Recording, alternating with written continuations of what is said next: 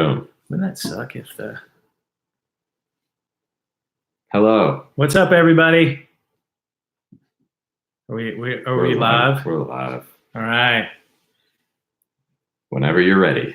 Welcome to the Fast Cat Coaching Podcast. I'm your host, Frank Overton. Some call me the Big Cat. And I'm joined by the one and only Mr. Jackson Charles Long. You remember the name. Winter's back. Winter back is again. coming. Game of Thrones. No, winter is here. God. It should be gone, but it's here. It's actively snowing right now. Snowing. Folks, it's May 9th. It's May 9th and it's snowing. WTF. But hey, nothing we can do. It's out of our control. So we're here podcasting, talking about traveling to a much warmer, nicer place. We're getting out of Dodge. I'm just really excited to get out of the bubble for a little bit and explore and see Asheville. Yeah, that's right, folks. We are taking this podcast on the road next week. We're going to be live in downtown Asheville at the Renaissance Hotel, 1 p.m. Eastern. And we're going to podcast about the oat route that we're doing the next day. We'll talk about the segments, racing it, strategy, nutrition, just kind of give you the run through.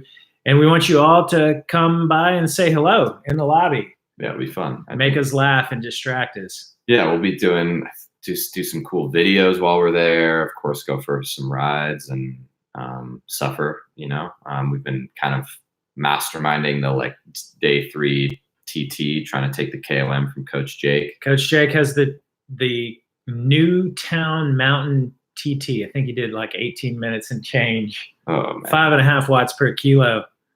Yeah, I'm not quite that fit right now. So fortunately, Jake's not going to be there. He is going down to do Mount Mitchell, the assault on Mount Mitchell. I think it's on a Monday, and he will be in the house Saturday night. Cool. Passing through. Sweet. Yeah. Maybe we can get dinner with him or something. I hope so. And then, of course, thanks to everyone who's been joining in on the forum. It's been blowing up, which has been cool to see. Some good questions, good engagement. Forum is live. Yes. So check it out, forum.fastcatcoaching.com. Mm-hmm. And then what else? Well, since we're going to the oat route next week, we're going to talk about traveling to races today. Packing your bike, planning your travel, considerations, whether you should fly, whether you should drive, packing your nutrition or not, what to do if you can't pack your nutrition, considerations for making your travel arrangements, things like that. So yeah, that's what we're going to podcast about. I think you may be like, what are y'all doing talking about that? But it's a legitimate concern that I have with my coached athletes when they're planning their travel, because your plans do impact your performance. And that's kind of what we're after. We want you to make optimal plans for optimal performances. I've seen a lot of races go south because of botched travel plans. Totally. I think that's honestly a great place to kick off this episode, is that, you put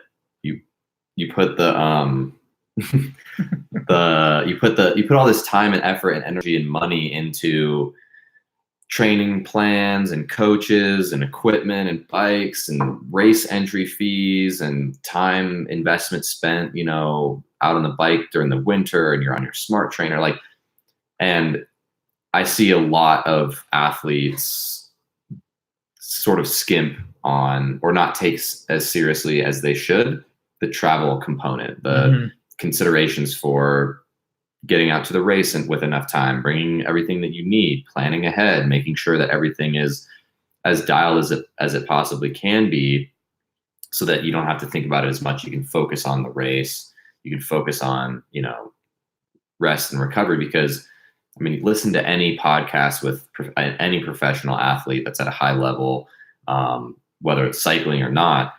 They always are going into these events with a very calm, clear mind. They're chilling out. They've done the work in terms of the training, and then now it's time to just bring it down a little bit so that they can really execute on game day or race day or whatever it is.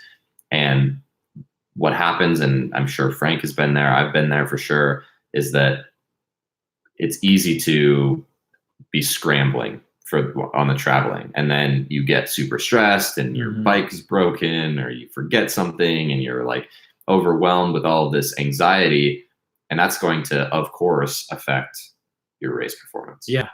So general rule of thumb is if you're flying, try to fly 2 days before your event.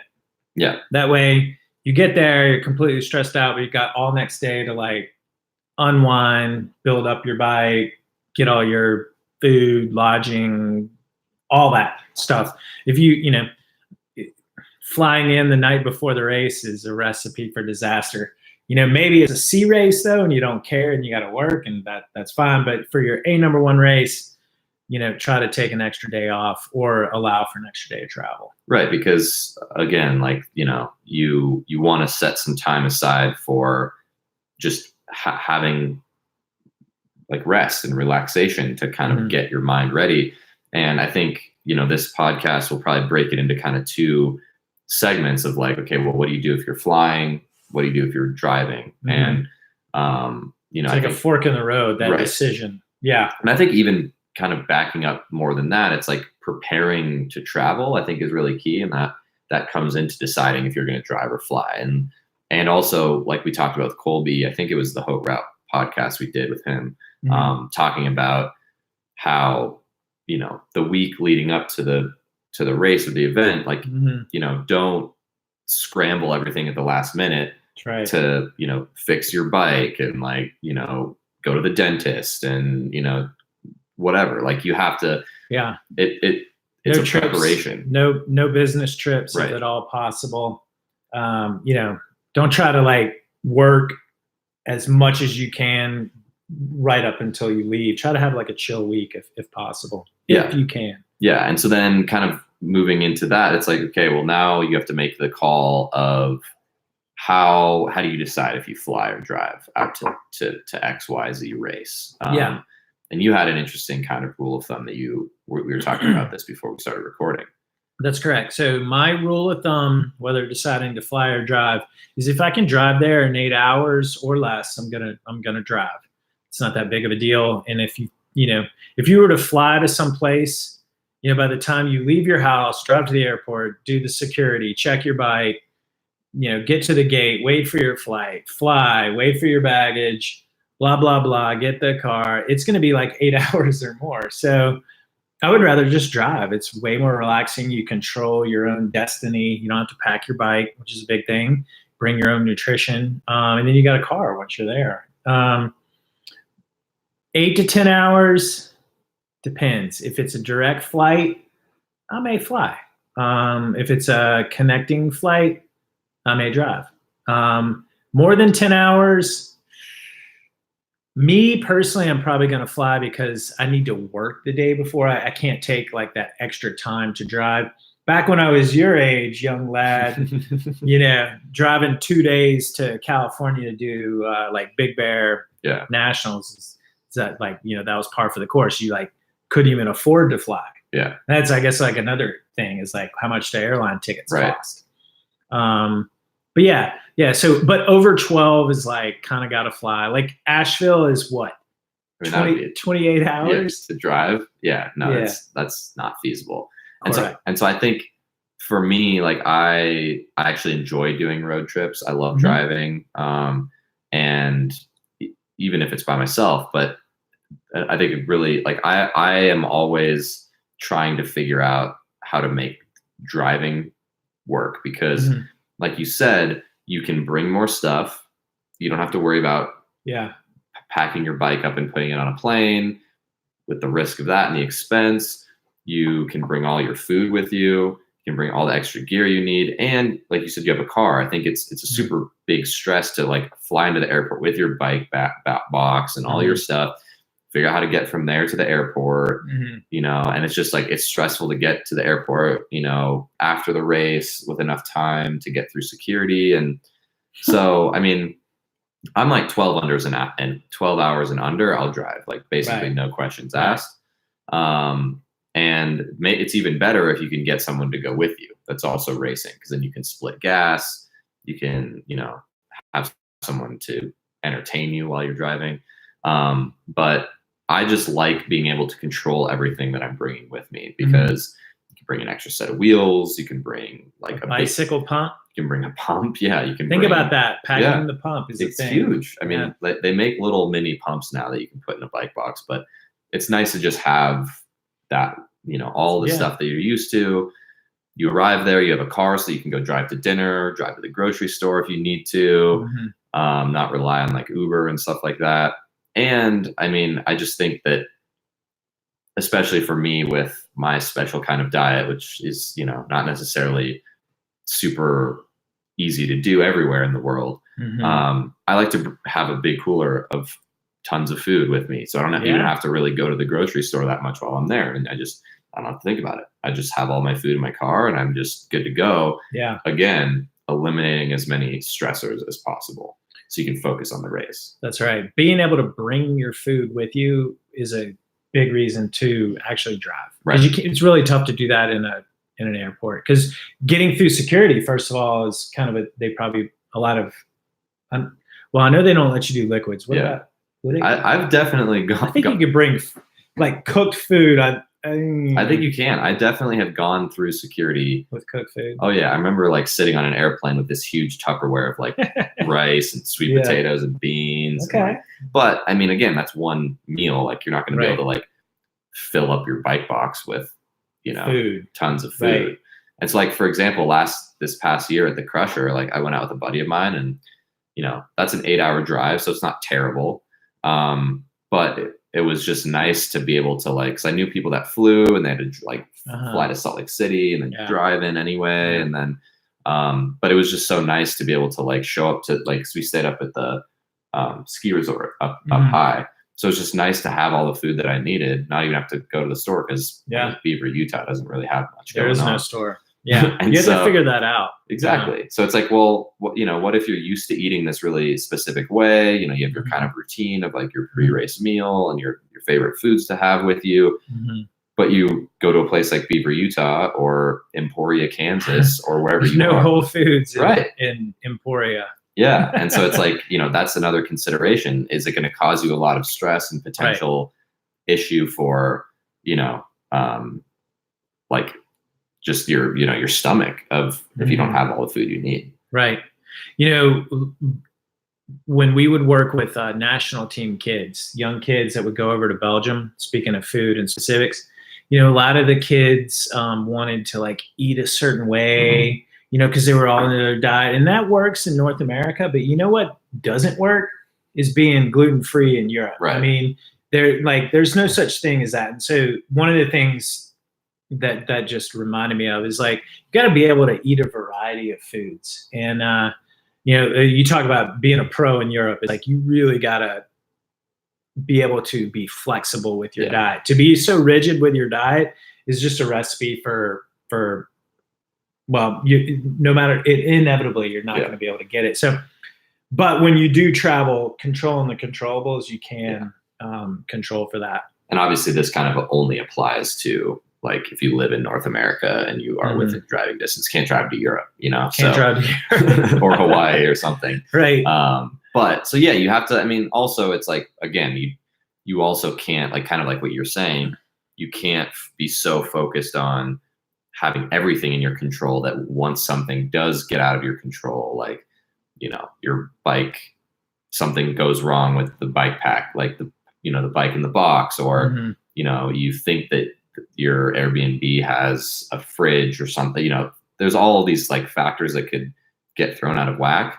You have to be able to roll with those punches and be able to be flexible and not like freak out and lose your mind the day before the race. You have to be able to like you said, you can't be so rigid with everything that, but again, there's a lot we can control. You can plan it all out. Is there a Whole Foods where you're going? Well, that's what the internet's for, to look it up, and, is there a bike shop that's a resource in a pinch? Plan for that. You can be a Boy Scout and, you can get all into your logistics and have everything dialed out, but don't get so rigid about that, because inevitably something will go wrong. Right. So let's talk about road tripping real quick. And then once we get done with that, we'll talk about flying. Yeah. And then we'll talk about nutrition for both and packing your bikes. Obviously, that's not a thing with road tripping. Yeah. But real quick, Chris Butler asks, what about traveling to a race at altitude? Best to come in day before or a week before? Believe it or not, it's best to come up to altitude last minute. So if you're flying, that's usually not a problem. If you're driving, you're going to kind of come up to altitude gradually, but there's no benefit to coming the week before other than non-altitude physiological adjustments, more like rest and stuff like that. But don't plan on coming a week before to get like an altitude benefit. It takes much longer than that to adapt to the altitude. So when we used to have like big time cyclocross races here in Boulder, the general thinking, and this is supported in the scientific literature, is come in last minute. So this just flies in the face of what we just said. Right. But these guys were pros. They have mechanics that come in advance of them. But they would fly in the night before. Wow. And then it's like your PO2 and SpCO2. Yeah. Is that right? I think the oxygen saturation. You have a partial pressure, the sensors in your lungs, and they don't have like time to react enough. And it's just good like that. So, but back to road tripping. Road tripping. You get to put your bike in the car. Yeah. And you can leave when you want to leave. Like sometimes it's a pain to get to the airport and go through security, and it takes a long time. Like I was just talking to Frank, and I think I've maybe mentioned this on the podcast, but one example is going back to Idaho for Rebecca's private Idaho last year. Mm-hmm. I opted to drive because it takes almost just as long to fly there, because where I'm from and where Rebecca's is in this small town called Haley or Sun Valley or whatever. And there is an airport there. It's really expensive to fly into. It's like flying into Aspen or one of these small ski towns. It's kind of isolated. So like most people fly into Boise because it's a lot cheaper, but it's 2.5 hour drive.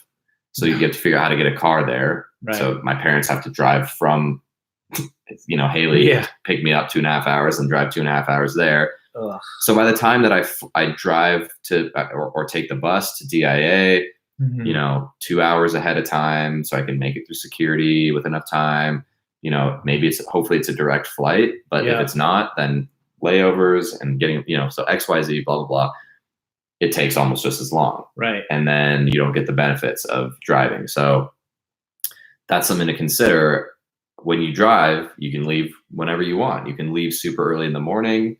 I like the traffic. Yeah, beat the traffic. I like to just personally like bust it all out in one go. But do you listen to our podcast while you're driving? No, I don't re-listen to my voice. What do you listen to? I listen to podcasts or audiobooks or music. I just kind of just cycle through that. Sometimes, honestly, I just have silence. It's nice to have some silence. What? Yeah. Silence? You don't like that? You don't like silence? I'm kidding. No, I need the silence sometimes. But yeah, audiobooks, variety of good podcasts out there. And so I just really like that. I'm pretty naturally introverted, which comes to a surprise to a lot of people. And so it's like, for me, like there's nothing better than like getting in a car for 12 hours and just being alone and like listening to a good book or some music or something. I hear you. I like that too. And so let's talk about what you should bring with you. I think we've kind of alluded to that. Obviously your bicycle is needed. I think it's probably a good idea to bring an extra set of wheels or at least tires. That's a reason to road trip, is if you were doing a mountain bike race or a cyclocross race, where there could be tire choice, wheel choice, doing a stage race, time trial bike. Yep. Wheels disc in the pit. wheel. Yeah. Or, stuff like that. Just having all of that extra stuff like you would at your house, you don't have to bring your whole like garage, but like bring a toolbox. Yeah. Bring, extra tires and tubes and maybe an extra set of wheels. Bring your own pillow. Yeah. It's nice and comfy to sleep with. If you have a blankie, bring it. Pamper animal. yourself. Yeah, sleeping is treat important. yourself. Yeah. But like it's important, I think, to again like try as much as you can to control those controllables. And like the last thing you want to do when you get in late somewhere is like go to the bike shop to make sure to get extra tubes because your tire is flat or whatever. Bring all that stuff.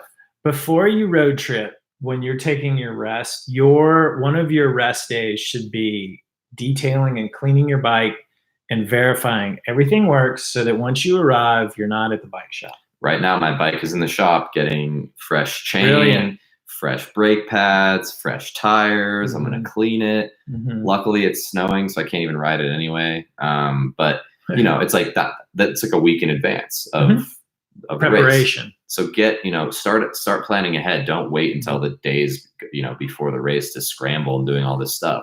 So then you're going to forget something. Guess what I'm going to do over the weekend? Charge up my DI. Oh yeah. Don't forget to charge up the DI. And I have an SRM Origin power meter. I'm going to charge that up too. Yeah. Put new tires on. I'm going to degrease the chain. Do all that lubing. I'm going to detail it, but I'm going to spend like an hour on it with the hose in the yard. And that you do that regardless of your road tripping or flying. Don't be lazy about that. Right. Yeah. Don't DNF a race because you realize your chain is, just clapped and it's time to get or your battery's dead. I've done that. And so I think obviously all the bike equipment, bring as much as you can fit in your car. And then I think food we alluded to a little bit. Obviously most of these race weekends are a weekend. I basically bring as much food as I can fit into a cooler or a big grocery bag. I bring plenty of snacks for the road trip. It's honestly one of my favorite things because I'm a food and nutrition nerd. So I just love my favorite thing is driving over to Trader Joe's the day before and loading up a huge bag of all my snacks. And, it's just nice to have the comfort of you get to the hotel and you have some food when you get hungry and, maybe you can't find a very good restaurant or a grocery store and just one less thing to think about. I go to the grocery store the day before I travel with the specific purpose of buying the food that I'm going to travel with.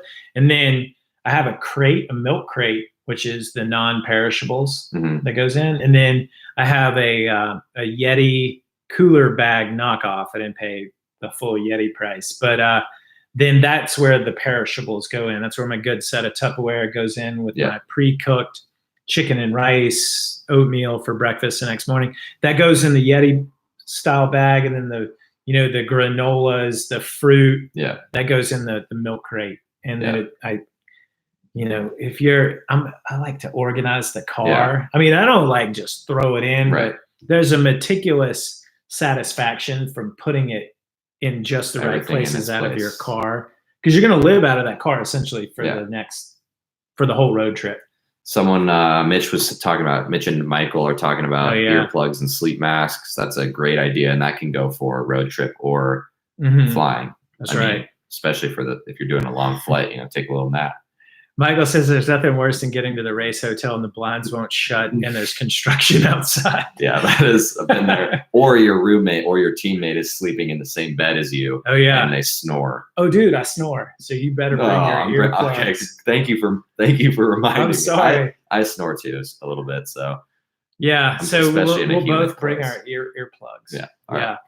Good to know. Yes. Let's talk about nutrition for when you're actually racing or riding, because again, like we talked about a few podcasts ago, that's a critical step to whether it's a gravel race or a road race or a stage race, making sure, even for the oat route, we're going to be needing a lot of calories during that weekend on the bike. And so last thing you want to do is show up with nothing and have to go to, find the nearest Safeway and just get Cliff Bars, Which doesn't even exist in places like Beaver and Emporium.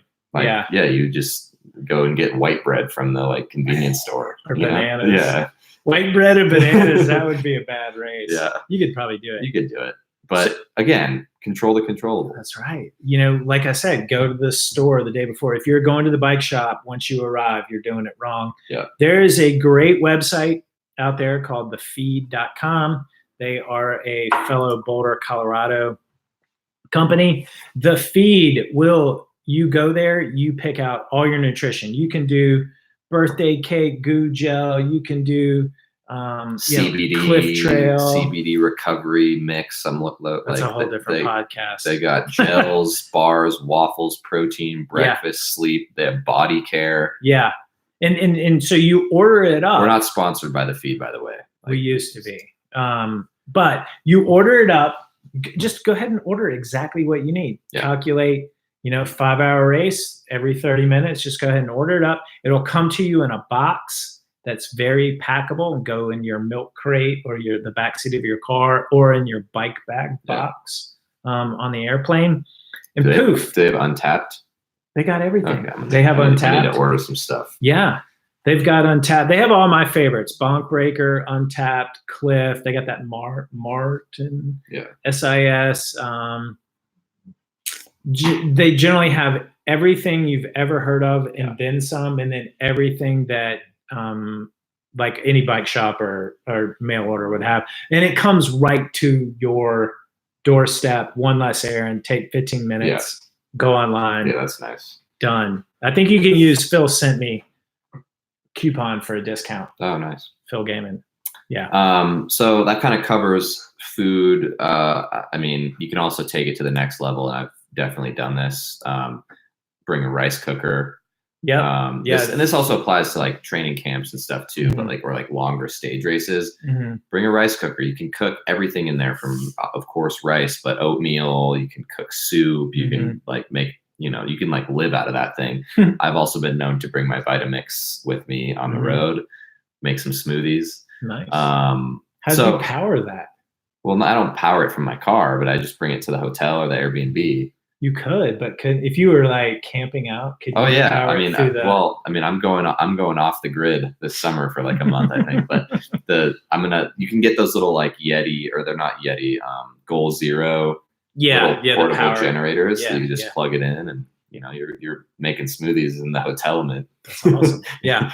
When we podcasted about the personal training camp when we went to Mill Valley. That was a big thing. We emailed like the Airbnb people, and they were like, "Yeah, we got a rice cooker," and then we show up, and it's like an electric pot. Yeah, exactly. So, I mean, obviously, that could be a little excessive for most people. We thought about it. Yeah, you thought about it. I mean, I'm not going to bring my rice cooker with me on the plane to Asheville, of course, but if you road trip, if you have room in your car, why not? I mean, that's what I love about driving. It's like. You got room for days. Me personally, if the road trip's going to be 4 days or less, I'm just going to pre-cook that rice. Yeah. Goes in my good set of Tupperware. It goes in that Yeti bag. And so you can talk about that. Like, bringing some already pre-cooked food, especially, nowadays there's like Chipotle at every like town. Except in Beaver. But Emporia.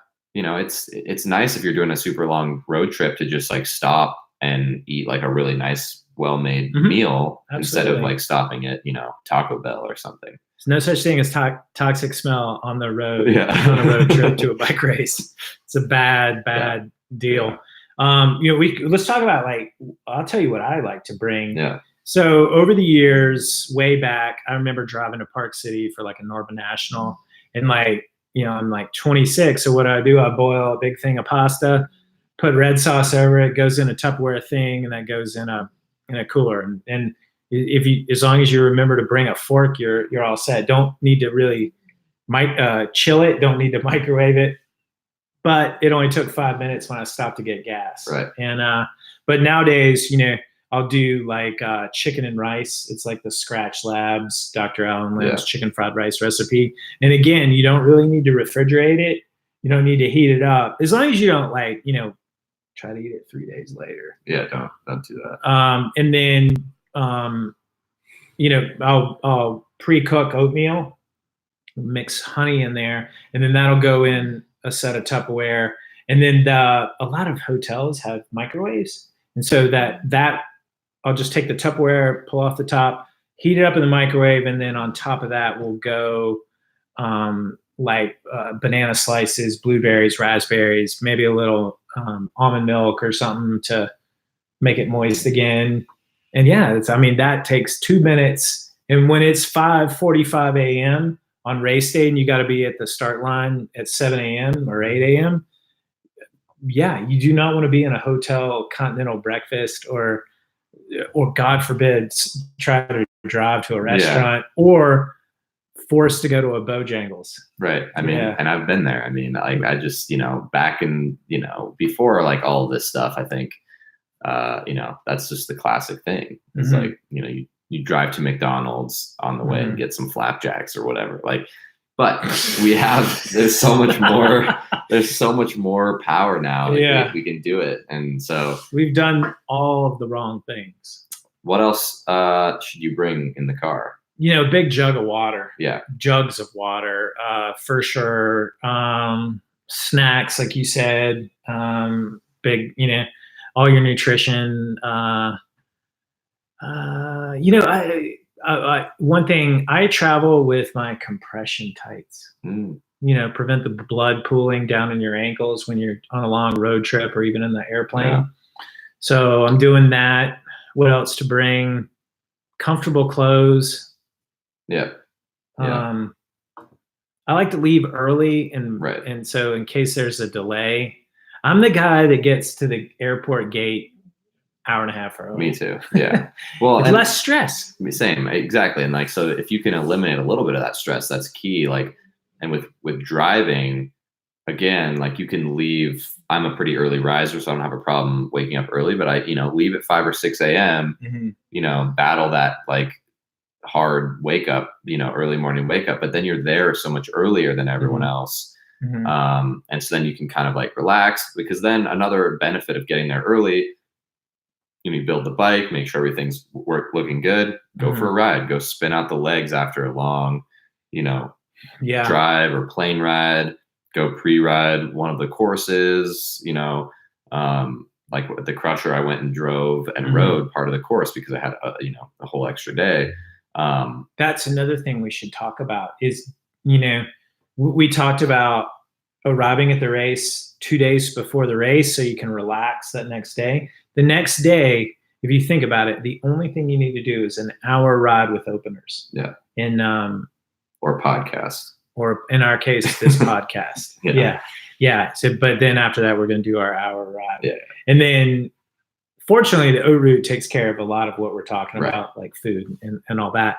But yeah, like please do not plan a trip to the grocery store. We went to Nationals in Orange County in 2008, and I took a bunch of athletes out there. And man, I spent a lot of time on logistics, and we flew out there, and we got a car, got there 2 days in advance. And the one thing I didn't plan for was the traffic. And it took so long to drive to the grocery store, to back to the hotel, to go to the race registration. Yeah. It was a mess. It took all day. And then to get over to the course, to find the course, to find out where the TT course was. It was a park.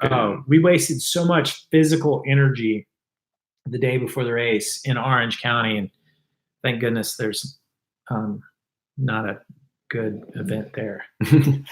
Yeah. I mean, well, like California, I mean, I love the place. The BWR just happened there. Yeah, San Diego. But I don't think they deal with that. Yeah. You don't need to you don't need to like go recon the course. But by arriving 2 days in advance gives you the ability to do your openers and then actually go back to your hotel and relax after that, or lodging. Yeah. And then you have the opportunity to check out the course recon, check out that climb. Right. And like you mentioned, driving a key section of the course is clutch. That can be very, very helpful. Right. So that kind of covers road trip or driving out. I forgot one thing. What else? You asked, what else do I bring?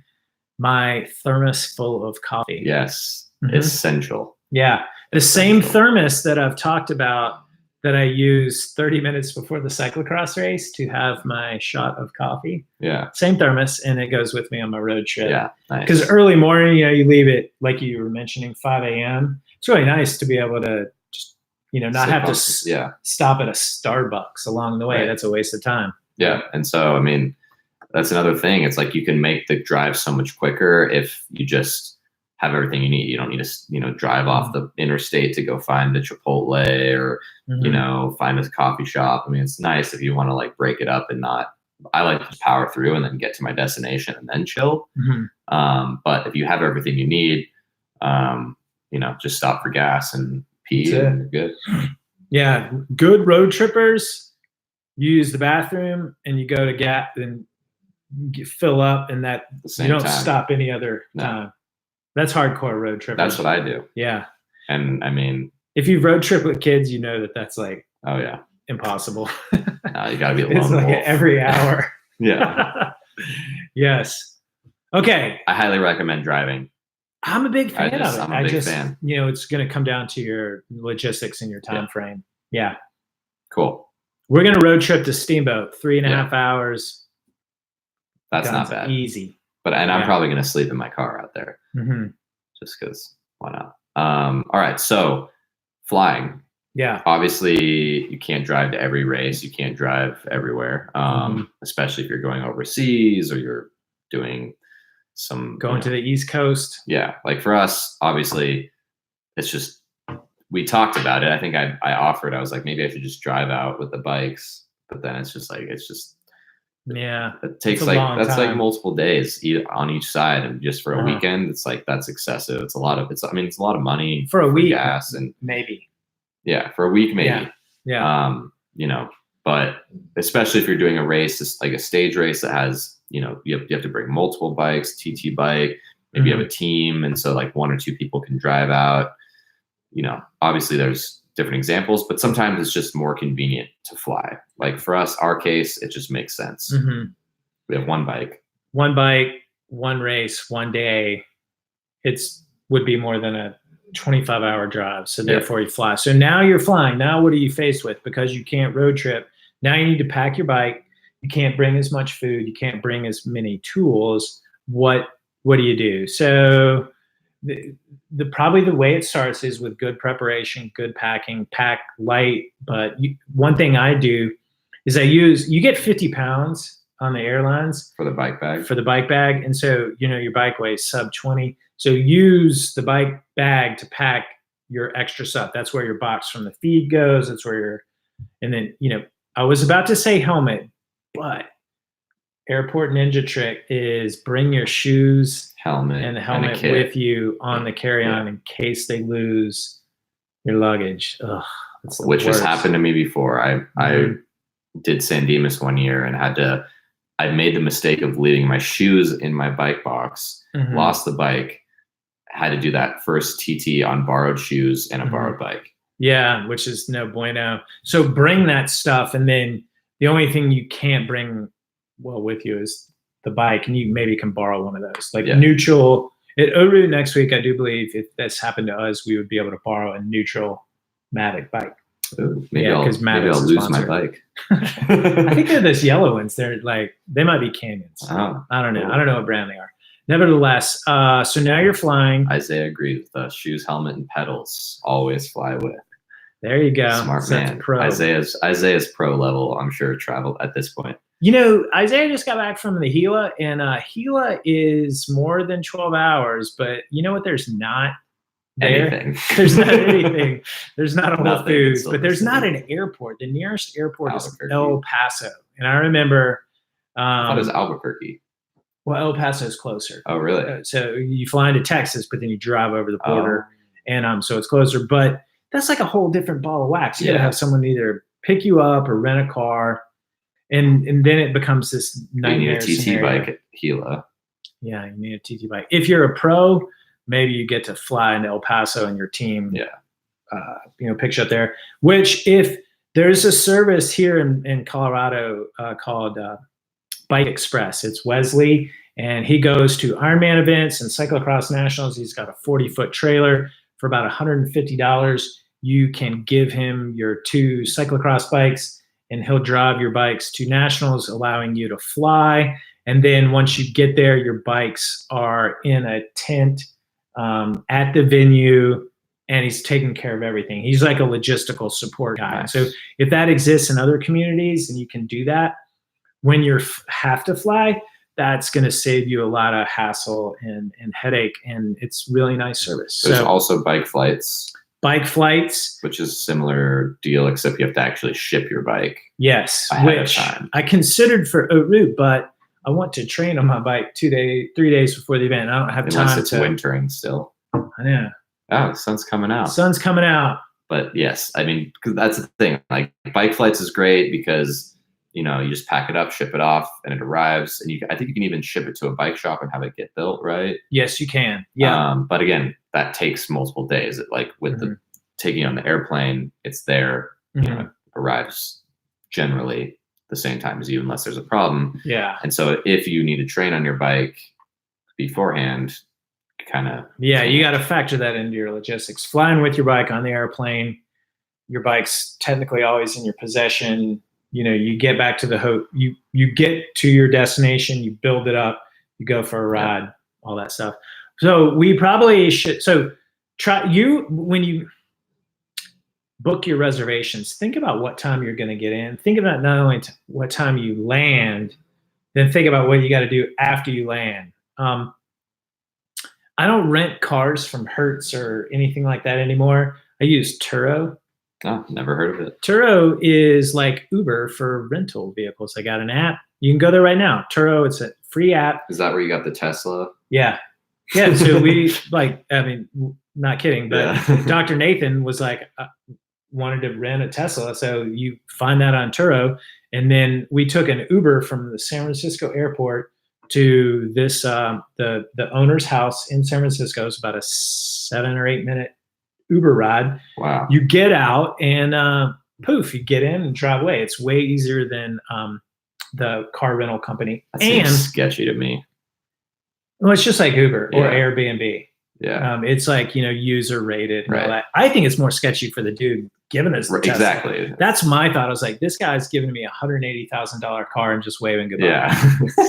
But you have to do your license and all that. When we flew to Hawaii, the Turo drivers there are so nice. They pick you. They just drop the car off curbside. What? Yes. It's like, okay, here are the keys. Go to baggage claim. So Turo could be an airport ninja trick because you don't have to go to deal with car rental, and you can request curbside pickup, and they just drop off the car, hand you the keys, you put your bags in, off you go. Do you have to be 26? Because I think with a normal rental car, I'm still not even old enough to rent a car yet. Check that in the terms of service for Turo, but there's a variety of cars. You can get a convertible, blah, blah, blah. It's, you know, and I think it's more economical and certainly logistically easier than Hertz or whatever. And, you know, one of the most stressful times I've ever had is we did a race and then we had a flight later that afternoon. I had to pack up the bike, and then we were driving from Big Bear down to LA, and we're hustling. And I just traffic is horrible. Traffic is horrible. I'm building my bike in the minivan while someone else is driving, not building it, packing it. And we hit traffic, and then we got to drop off the car. Yeah. So, you know, you got to be, you know, factor that in. That's once you leave, the performance is over. There's a little time to mess up. Yeah. But when you're on your way there, you know, factor that in. Factor not only time what you land when you make your reservation, but when you're going to be able to get the car if you need it, get to your lodging, and what that does to your sleep. You know, that's another reason why to fly 2 days before. That evening, it's okay if you land at 7 and then you're not going to get to your hotel or wherever you're sleeping till 10:30 and not be able to fall asleep till 11:30, because the whole next day is just rest. But if you do that the night before the race, that's just like a whole level of stress and a poor night's sleep when you're probably not going to sleep anyway when you're stressed. So you no excuses. You're your own travel agent, and that's all I got to say about that. Yeah, I mean, well, just I think it's stressful to deal with cars, but like you have to be, again, able to like, that's all stuff that you need to plan out well in advance, because it's easy to kind of like get into those moments of scrambling, and that just causes more stress than you think.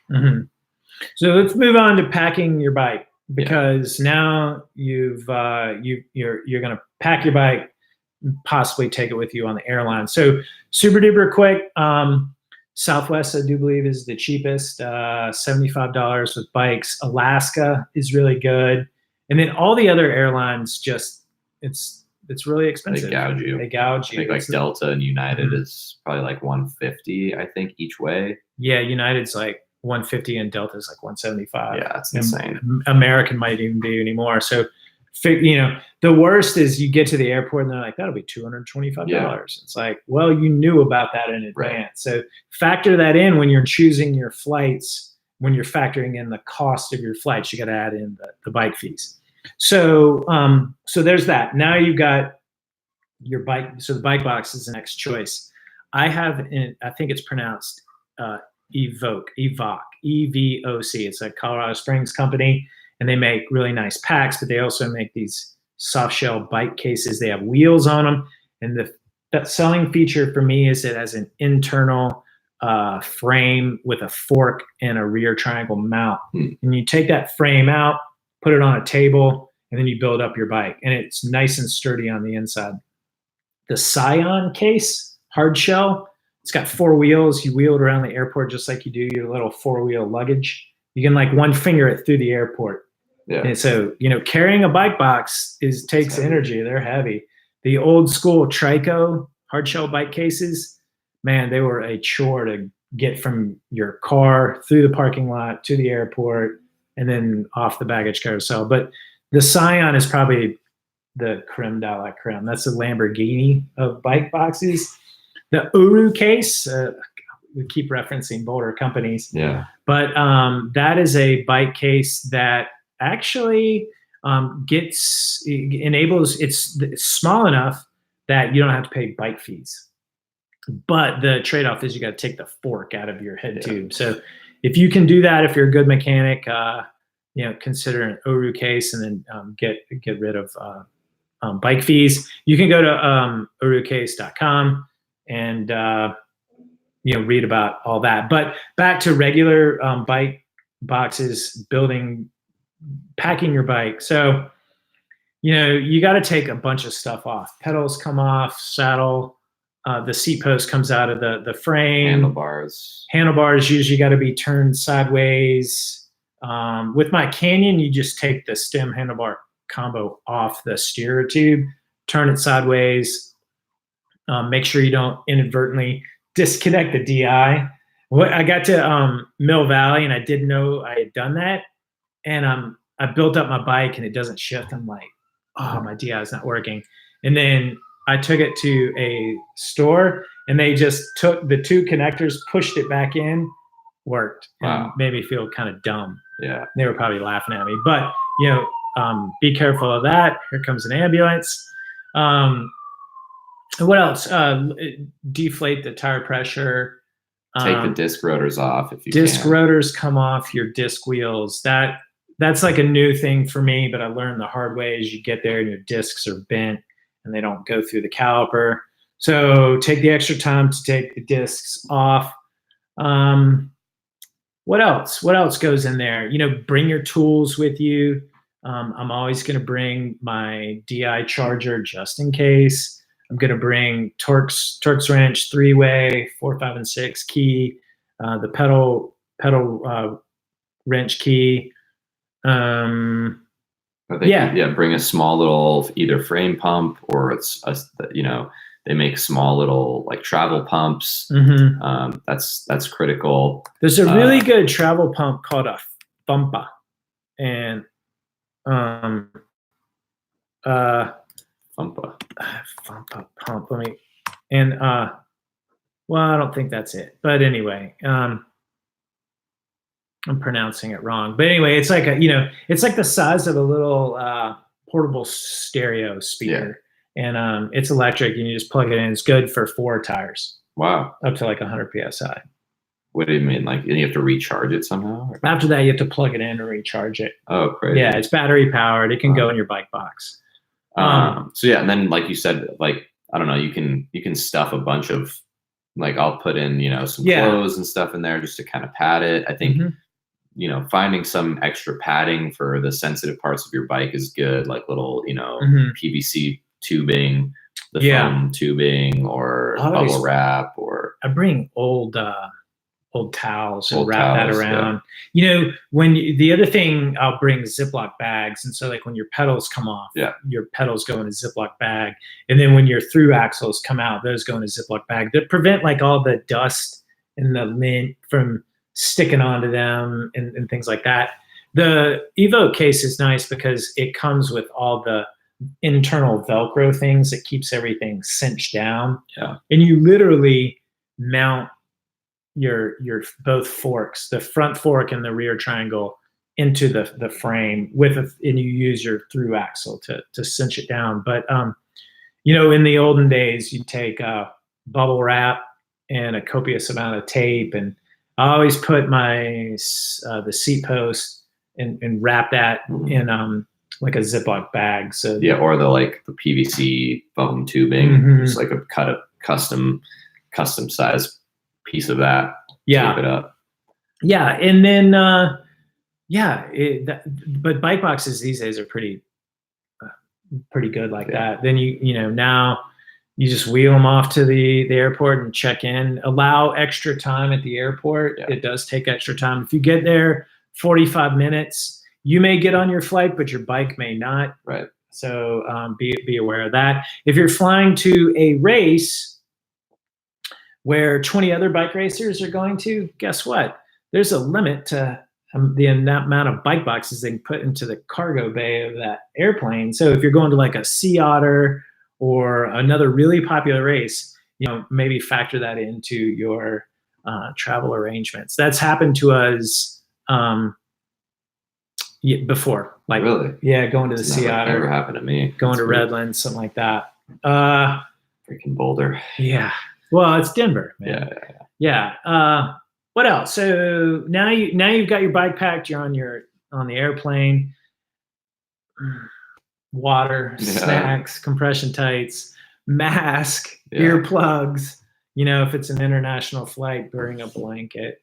But yeah, I mean, it's pretty simple, of course, once that all happens. But I think it's just about, again, like now you have to consider, okay, how am I going to get from the airport to the hotel, or how am I going to get to the restaurant or the store and make sure I get everything? And then that means you're probably also, you know, staying in a hotel or an Airbnb nearby. And like, you know, so again, like it's crazy how fast time goes when you're traveling, and like, it's just, the day just disappears. And then, you know, before you know it, you're staying in line at the packet pickup and you haven't eaten anything and you're stressed and tired and dehydrated. So it's like, just keep all of that in mind, factor it in so that you can, you know, not be stressed when the race is the next day or something. Yeah. Bringing snacks on the airplane.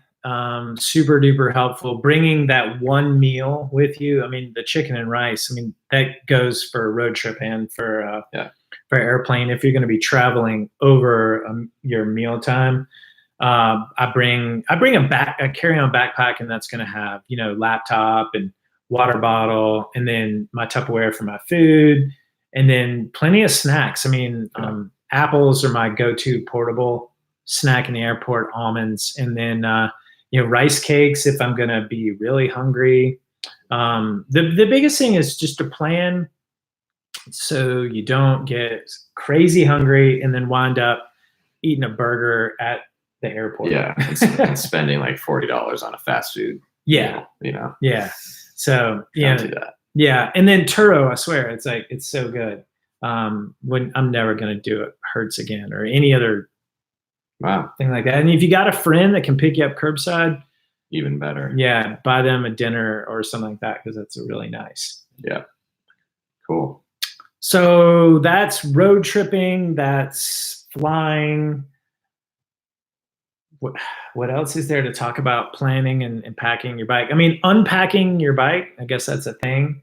That's the first thing I do, because that's like your next limiting factor. Get there, get settled in, make sure you get a good night's sleep, you're fueled. And then I like to build up my bike to verify that it's going to work. If something has happened, like the first time I flew and I didn't take my disc rotors off, you have to go find, you know, a way to fix that. Like when we're flying to the Haute Route next week, you know, Mavic will have a neutral tint there the day before to handle anything that comes up. But if you're doing a different race, you know, you're going to need to find a bike shop, and hope that doesn't happen. But if it does, that's what the day before is. Yeah. What else? Pre-ride the course. Pre-ride the course. Do your openers. Go to sleep. I mean, yeah, like it's just. I think again, like the more that you can just have, like I always put together a little checklist of making sure that before I leave, everything I need: shoes, helmet, kit, clothes, rain gear, whatever. And just making sure everything is like checked down the list, and that's so that you can have all of those things just outside of your mind so that you can focus on the race. Yeah. Yeah. Do you unpack when you stay at like a hotel or Airbnb? I just leave it all in my work out of your bag. Yeah. I've known people suitcase warrior. Like when we stayed at like this little hotel last year in the Crusher, we had so much time to just chill. I like unpacked and put it in the drawer. And stuff. Wow. You just like, you have like nervous energy. Yeah. I think it just helps to be, usually the day before the race, we said there was one thing you got to ride, but usually it's packet pickup, and factor that in. Usually if you stay where packet pickup is, that's so nice. Yeah. Because it winds up being an errand. My big thing is just the less errands that you have to do once you get there, the better. And in an ideal situation, no errands. Yeah. So you just focus on racing. That's right. Well, I think we've covered just about everything. If we haven't, we got like about a 3-4 minute Hail Mary period. And then of course, this will be up on our forum under the podcast category. So you can ask us a question there. It was a good one about altitude travel and considerations. If you're going down to altitude, just like we're doing, sea level watts. We got some sea level watts coming to us, which will be nice. I'm really looking forward to that. Yeah. And look forward to our podcast same time next week, but live from Asheville. Live from Asheville. It's gonna be cool. It's gonna be fun. That's it, hopefully everyone. We won't look like too big of goons in the airport. I mean, in the hotel lobby. Well, I think it'll be like a Grateful Dead concert. Everyone else there is also there for the cycling race, so we can act even more cyclisty. Yeah, God. No Lycra. No Lycra, though. We will be in plain clothes. Yeah. All right. Well, any questions? Probably not. Going once. Going twice. No. All right. Well, thanks everyone for listening and watching. If you have any questions again, forum, hit us up. Don't forget to use 25 Podcasts off your any training plan. Comes with 100% money back guarantee, free premium training peaks for 30 days, 60-day Yoga Glow, access to this forum we keep talking about, and get you all these watts. We don't know how much, but I think many watts. I think if you can follow a plan, you'll get faster. Cool. Well, talk to you next week, same time. All right. Thanks, everyone.